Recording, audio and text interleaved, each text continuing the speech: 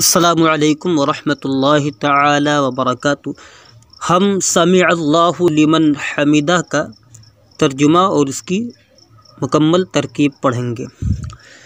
تو سمع اللہ لمن حمدہ، سب سے پہلے یہ سمجھے کہ اصل میں ہے کیا۔ سمع اللہ لمن حمدہ یہ بمعنی قبل اللہ حمدن من حمدہ ہے۔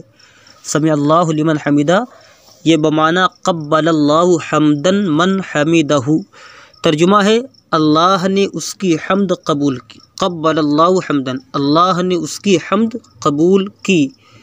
من حمدہ، جس نے اس کی حمد کی۔ تو اس میں جو سمع ہے یہ فعل ماضی معروف، صیغہ واحد مذکر غائب، مبنی بر فتح، اسباب سمع یسمع ثلاثی مجرد۔ تو سمع فعل ماضی معروف اور اللہ کلمہ جلالت اس کا فاعل، لام حرف جار، اور من جو ہے موصولہ، یا تو اس کو آپ موصولہ قرار دیں یا اس کو آپ موصوفہ قرار دیں۔ اور اس کے بعد جو حمد ہے، حمدہ فعل ہے، حمدہ فعل ہے، اس میں ہوا کی ضمیر اس کا فاعل، ہو ضمیر مفعول بہ۔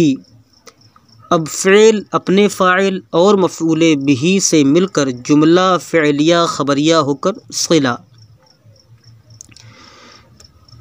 اب موصول اپنے صلہ سے مل کر مجرور، جار اپنے مجرور سے مل کر ظرف لغو متعلق ہوا سمع فعل کے۔